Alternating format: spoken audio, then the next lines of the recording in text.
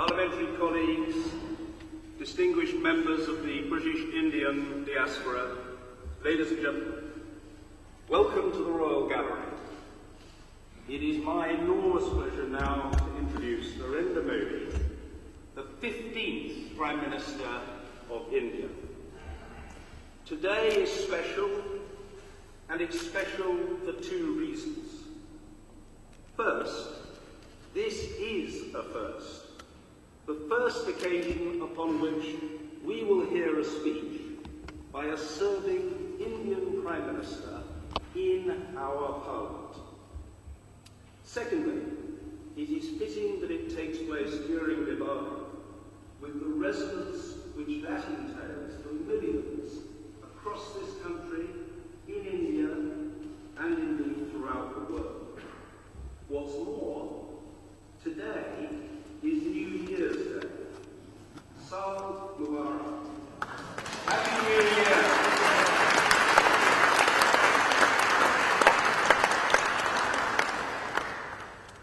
The ties between our two countries are so multiple, deep, and enduring, they frankly require no elaboration or rehearsal this afternoon. Skeptics sometimes suggest that democracy is all but impossible to create or to maintain in countries of a certain size, degree of diversity, or level of economic development. Over the past 68 years, India has proved to be a standing rebuke to such skeptics. To rout the disbelievers completely, however, democracy has to demonstrate that it can respect free speech and incorporate a true diversity of creeds, faiths, and orientations without diminishing or disrespecting any of them.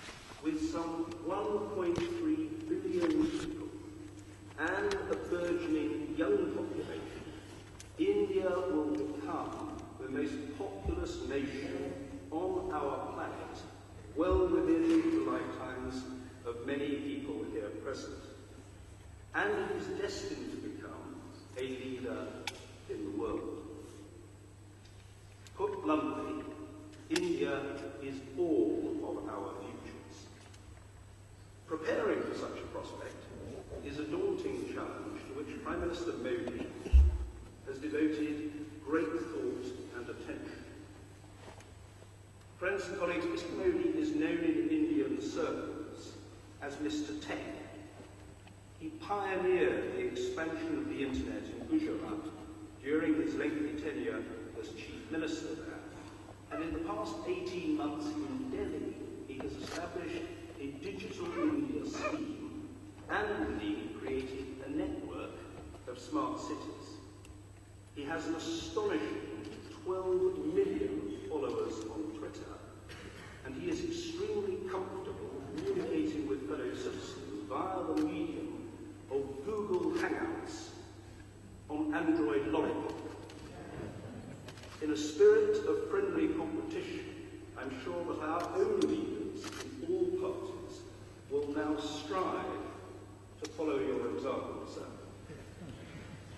Mr. Modi has recently returned from taking Silicon Valley by storm, holding talks with, amongst others, Mr. Mark Zuckerberg of Facebook. It is reasonable to assume, Prime Minister, that you will find events today in this historic setting something of a contrast. The contrast is not, however, a contradiction. We welcome you today, not principally in order to commemorate the past, but rather to herald the present and to gaze to the future. Prime Minister, thank you for coming. It is my pleasure to invite you to speak to us.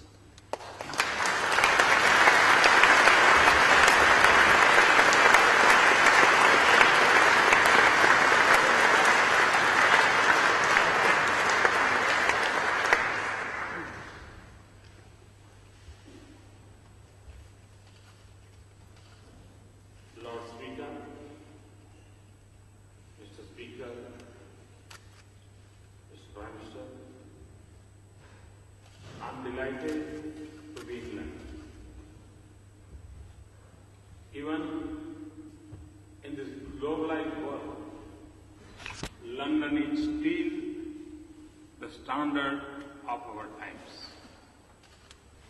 The city has embraced the world's diversity and represent the finest in human achievements. And I am truly honored to speak in the British Parliament. Mr. Speaker, thank you for opening the doors to us here in this magnificent setting of the Royal Court.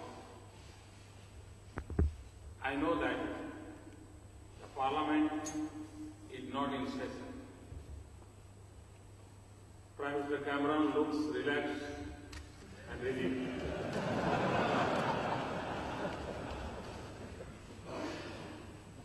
But I want to remind you, Prime Minister, that you owe my royalty for an election slogan. I know that you are hosting me at the Checkers this evening. But I also know that you will understand if I am fair to both sides of the floor, especially since British MPs of Indian origin are evenly balanced between the Treasury and opposition benches. So I also extend my good wishes to the Labour. Indeed, since these are still early days after the election, my warm congratulations to the members of the House and greetings to the eminent leaders of Britain and great friends of India present here today. So much of the modern history of India is linked to this building. So much history looms across our relationship. There are others who have spoken forcefully on the dates and dues of history. I will only say that many freedom fighters of India found their calling in the institutions of Britain. And many makers of modern India, including several of my distinguished predecessors, from Jawaharlal Nehru to Dr. Manmohan Singh, passed through their doors. There are many things on which it is hard to tell anymore if they are British or Indian. The Jaguar of the Scotland Yard, for example, the Brookmont tea, or my friend, late Lord Ghulam Noon's curry. And our strongest debates are whether the Lord's pitch swings unfairly or the wicket at Eden Garden cracks too early. And we love the Bhangra rap from London, just as you like the English novel from India. On the way to this event, Prime Minister Cameron and I paid homage to Mahatma Gandhi outside the Parliament. I was reminded of a question I was asked on a tour abroad. How is it that the statue of Gandhi stands outside the British Parliament? To that question, my answer is, the British are wise enough to recognize his greatness. Indians are generous enough to share him. We are both fortunate enough to have been touched by his life and mission. And we are both smart enough to use the strengths of our connected histories to power the future of our relationship. So I stand here today not as a visiting head of government, given the honor to speak in this temple of democracy. I'm here as a representative of a fellow institution and a shared traditions. And tomorrow, Prime Minister and I will be at the Wembley. Even in India, every young footballer wants to get it live back home. Wembley will be a celebration of 1.5 million threads of life that binds us. 1.5 million people proud of their heritage in India, proud of their home in Britain. It will be an expression of joy for all that we share.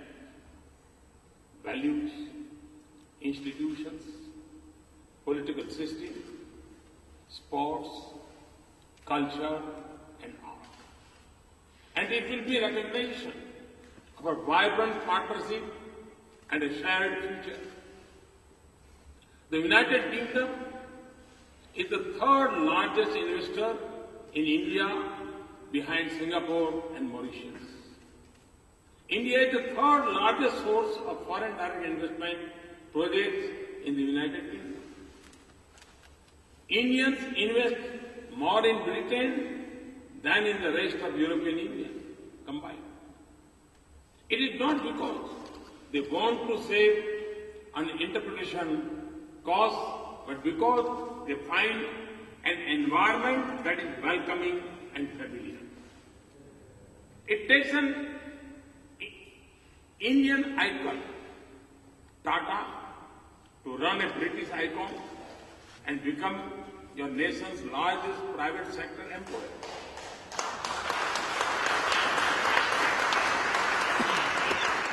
The UK remains a preferred destination for India's students. And I am pleased that an Indian company is taking 1,000 British students to India to skill them in information technology. We are working together in the most advanced area of science and technology. We are finding a solution to the enduring human problems of food and health security and seeking answers to emerging challenges like climate change. Our security agencies work together so that our children return home safe and our increasingly networked lives are not prey to the threats on cyberspace. Our armed forces exercise with each other so that they can stand more strongly for the values we represent. This year alone, we have had 3 exercises together. And in the international arena, your support has made it more possible for India to take her rightful place in global institutions and regions. And it has helped us both advance our common interests. Mr. Speaker, strong as our partnership is, for relationships such as ours, we must set higher ambitions. We are 2 democracies, 2 strong economies, and 2 innovative societies. We have the comfort of familiarity and the experience of a long partnership. Britain's resurgence is impressive. Its influence on the future of the global economy remains strong. And, Mr. Speaker, India's new bright spot of hope and opportunity for the world. It is not just the universal judgment of international institutions. It is not just the logic of numbers. A nation of 1.25 billion people with 800 million under the age of 35 years. This optimism comes from the energy and enterprise of our youth, eager for change and confident of achieving it. It is the result of bold and sustained measures to reform our laws, policies, institutions, and processes. We are igniting the engines of our manufacturing sector, making our farms more productive and more resilient, making our services more innovative and efficient, moving with urgency on building global skills for our youth, creating a revolution in startup enterprises, and building the next generation infrastructure that will have a light footprint on the earth. Our momentum comes not just from the growth we pursue, but from the transformation that we seek in the quality of life for every city. Much of India that we dream of still lies ahead of us. Housing, power, water and sanitation for all, bank accounts and insurance for every citizen, connected and prosperous villages, and smart and sustainable cities. These are goals with a definite date, not just a mirage of hope. And inspired by Gandhiji, the change has begun with us, the way the government works. There is transparency and accountability in governance. There is boldness and speed in decisions. Federalism is no longer the fault line of center-state relation, but the definition of a new partnership of Team India. Citizens now have the ease of trust, not the burden of proof and processes. Business find an environment that is open and easy to work in. In a nation connected by cell phones, Digital India is transforming the interface between government and people. So, Mr. Speaker, with apologies to poet T.S. Eliot, we will not let the shadow fall between the idea and reality. If you visit India, you will experience the beat of change. It is reflected in the surge of investments from around the world, enhanced stability of our economy. In 190 million new bank accounts of hope and inclusion. In the increase in our growth to nearly 7.5% per year. And in the sharp rise in our top 10 ranking on ease of doing business. And the motto of Sabka Saath, Sabka Vikas is our vision of a nation in which every citizen belongs, participates and prospers. It is not just a call for economic inclusion. It is also a celebration of our diversity, the creed for social harmony and a commitment to individual liberties and rights. This is the timeless ethos of our culture, this is the basis of our constitution, and this will be the foundation of our future. Mr. Speaker, members and friends, the progress of India is the destiny of 1/6 humanity. And it will also mean a world more confident of its prosperity and more secure about its future. It is also natural and inevitable that our economic relations will grow by leaps and bounds. We will form unbeatable partnership if we combine our unique strength and the size and scale of opportunity in India. We will see more investment and trade. We will open new doors in the service sector. We will collaborate more here and in India. In defense equipment and technology, we will work together on renewable and nuclear energy. We will explore the mysteries of science and harness the power of technology and innovation. We will realize the opportunities of the digital world. Our youth will learn more from and with each other. But a relationship as rich as this, with so much promise as ours, cannot be measured only in terms of our mutual prosperity. Mr. Speaker, ours is an age of multiple transition in the world. We are yet to fully comprehend the future unfolding before us.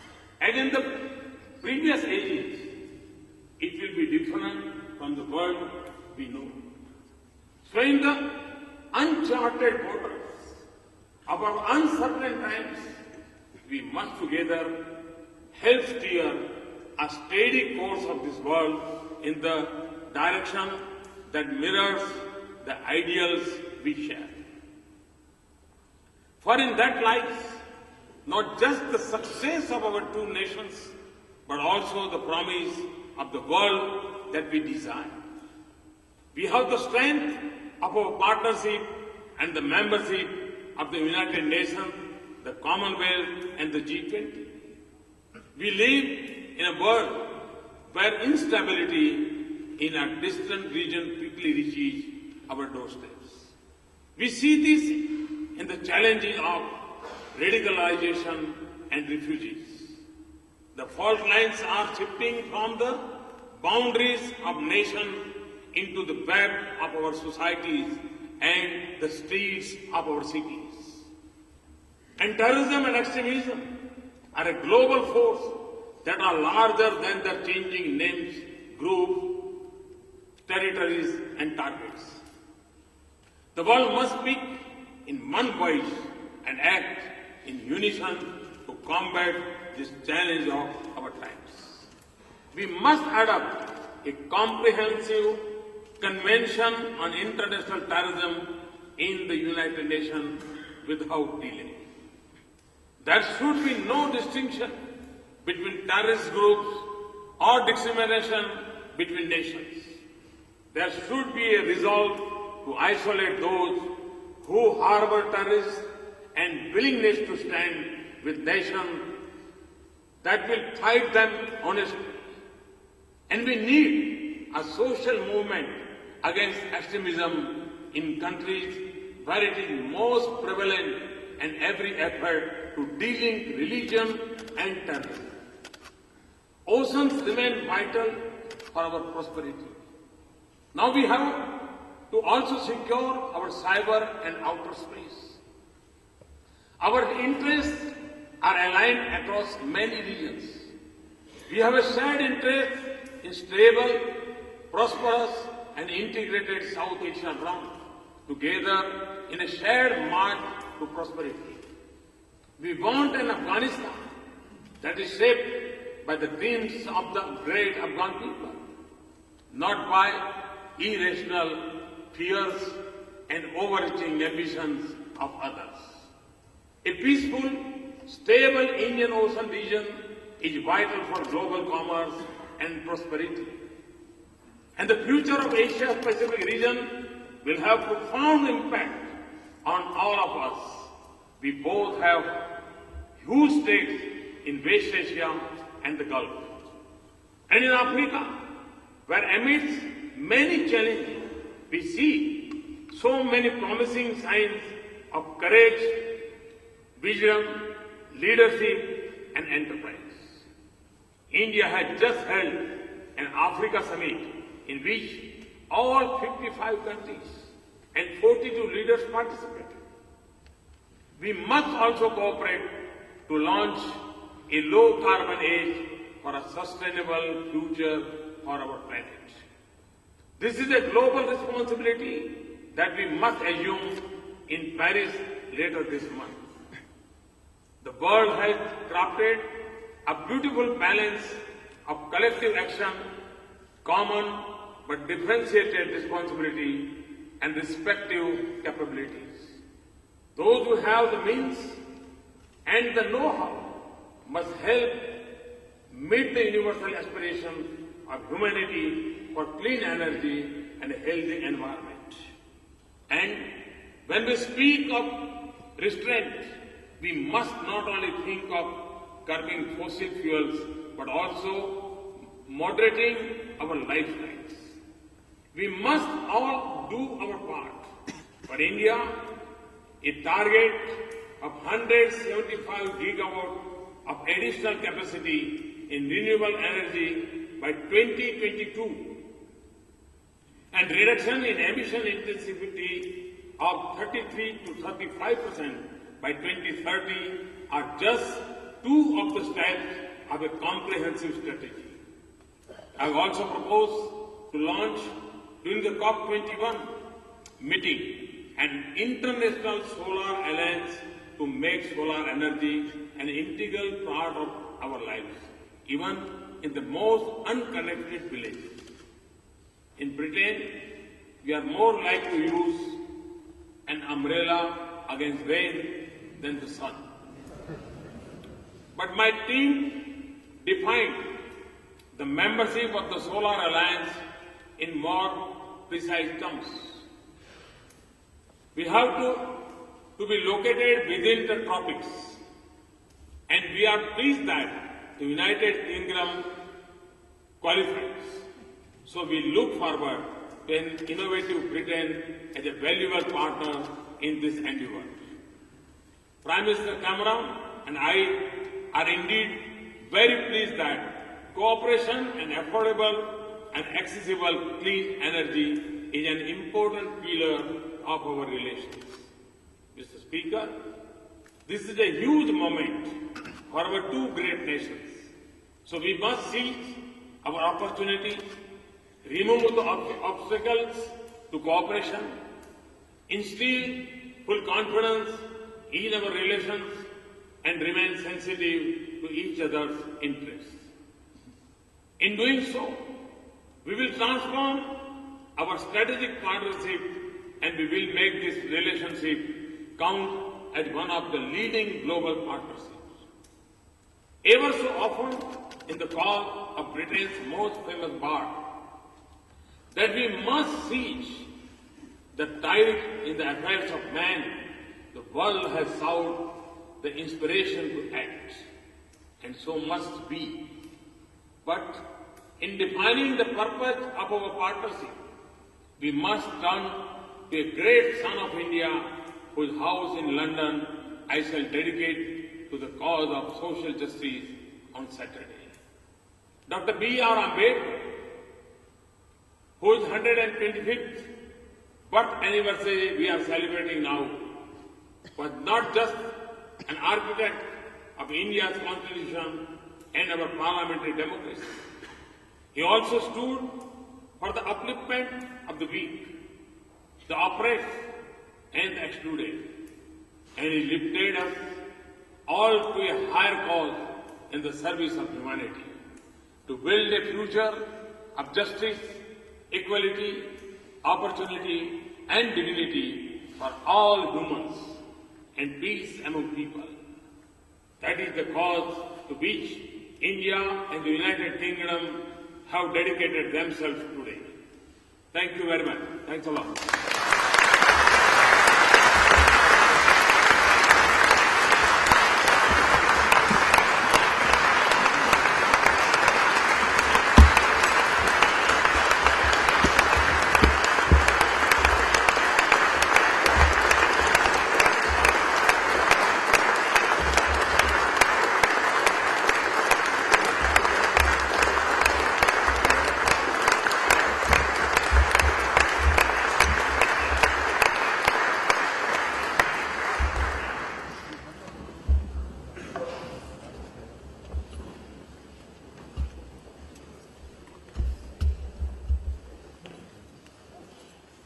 Prime Minister Modi, thank you on behalf everyone assembled, and particularly on behalf of the House of Lords for your inspired and inspiring speech. Your presence here today gives Parliament a valuable opportunity to celebrate the unique relationship between the UK and India. And how appropriate to do so here in the Royal Gallery, where 85 years ago today, King George V opened the first London Round Table Conference. In this gallery, in 1930, he welcomed Indian and British leaders who had come together to discuss constitutional reform in India as a means of movement towards self-rule.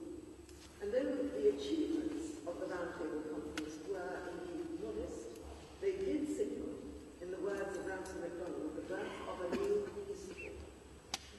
By bringing together British and Indian statesmen and rulers of Indian states and seating them at a round table, thereby conferring equal status among all, the conferences took us a step forward towards the relationship we enjoy today as equal partners and friends with not just a shared history, a shared language and a shared culture, but also a shared respect. 85 years on, and your country has developed into one of the most influential and important nations in the world, its progress founded upon values which, again, the UK shares. Earlier this year, I had the great pleasure of visiting New Delhi, Kolkata and Assam. I was deeply impressed with the number and scope of local enterprises which I saw there, from rugby clubs for street children to initiatives for reskilling women, from multicultural classes in primary schools to highly successful microfinance schemes. I was impressed too by the number of